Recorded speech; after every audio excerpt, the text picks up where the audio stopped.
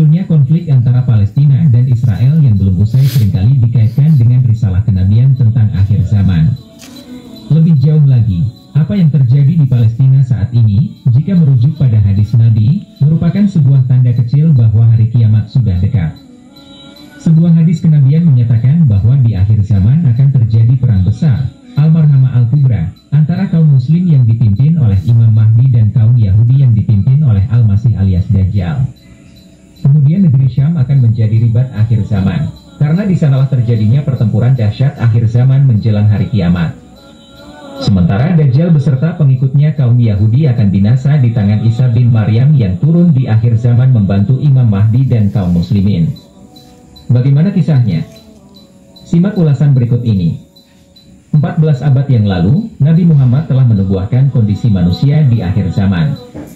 Perang yang terjadi di Palestina saat ini mungkin merupakan akhir dari serangkaian peristiwa. Anas bin Malik meriwayatkan bahwa Rasulullah bersabda, Dajjal akan diikuti oleh 70.000 orang Yahudi Isfahan yang mengenakan selendang, syal Persia, hadis riwayat Muslim. Di akhir zaman, Imam Mahdi dengan bantuan Isa bin Maryam akan berperang melawan Dajjal dan orang-orang Yahudi yang durhaka. Ketika Dajjal muncul dari Khurasan, ia mulai menebar fitnah dan kekacauan besar di seluruh belahan bumi, dan akhirnya hendak memasuki kota suci Madinah. Akan tetapi para malaikat membelokkannya ke arah Syam, Palestina, Suriah, Yordania, Lebanon. Kemudian Dajjal dan 70.000 pasukan Yahudi mengepung Damaskus, Suriah, tempat Imam Mahdi dan kaum muslimin berada. Saat itu Imam Mahdi dan pasukannya baru saja kembali dari penaklukan Konstantinopel. Ketika hendak menunaikan sholat subuh, menurut sebuah riwayat di Masjid Jami Al-Umawi Damaskus, tiba-tiba Isa Al-Masih turun ditemani 2 malaikat. Imam Mahdi mempersilakan Isa Al-Masih menjadi imam sholat, tetapi beliau menolaknya dan meminta Imam Mahdi memimpin sholat sebagai karunia besar untuk umat Nabi Muhammad. Setelah selesai sholat berjamaah, Isa Al-Masih memerintahkan kaum muslimin untuk membuka gerbang masjid. Ketika pintu dibuka, Dajjal dan pasukan Yahudi telah mengepung umat muslim. Terjadilah pertempuran besar antara kaum muslimin melawan kaum Yahudi yang dipimpin Dajjal.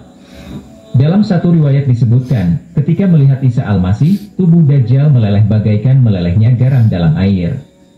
Dajjal melarikan diri dari hadapan Nabi Isa. Lalu Nabi Isa terus mengejar Mesias palsu itu hingga ke gerbang Lot yang tak jauh dari kota Ramallah, Palestina.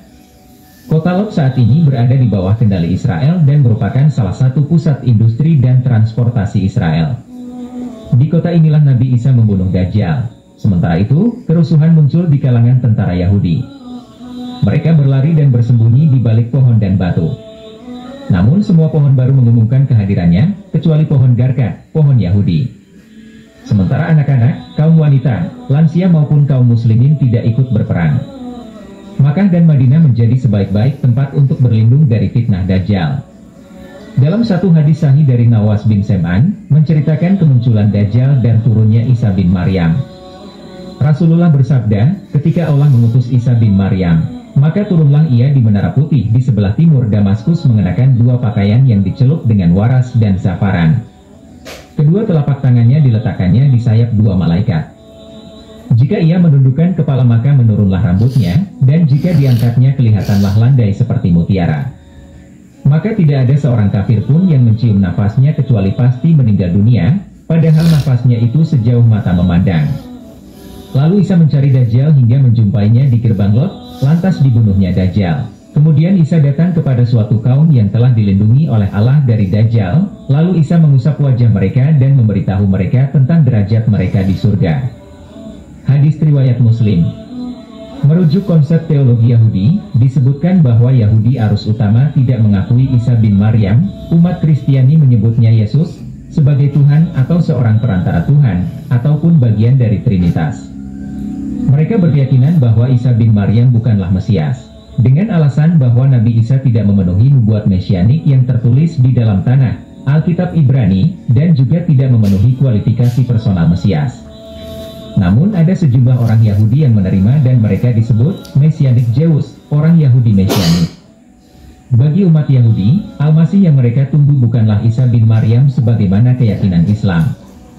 Mereka menunggu Mesias lain yaitu Dajjal yang matanya buta sebelah.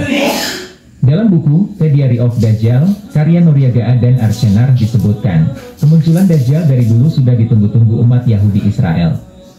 Dajjal kelak akan memimpin umat Yahudi di akhir zaman. Mantan Ketua Rabi Israel, Yisrael Meir Lau pernah berusaha meyakinkan penduduk dunia dengan mengatakan bahwa sampai tiba waktunya Mesias, Dajjal, datang dan mereka cukup suci untuk memasuki Baitul Maqdis Palestina, Masjid Al-Aqsa, yang diyakini sebagai tempat kuil Sulaiman. Padahal faktanya, kuil Sulaiman itu hanya mitos. Yang benar adalah Nabi Sulaiman mengembangkan pembangunan masjid yang kini dikenal dengan Masjid Al-Aqsa. Al-Aqsa pertama kali dibangun Nabi Ibrahim, riwayat lain dibangun Nabi Adam, kemudian diteruskan oleh Nabi Yakub, direnovasi oleh Nabi Daud dan diperluas oleh Nabi Sulaiman. Dan terus mengalami renovasi hingga di masa kepemimpinan Umar bin Khattab dan Khalifah Islam. Jika hari ini Israel menguasai Palestina dan memerangi warga Muslim Palestina, maka di akhir zaman jelang kiamat kelak mereka akan binasa bersama Dajjal yang mereka tunggu-tunggu. Inilah nubuah Nabi tentang keadaan umat Yahudi dan kematian Dajjal di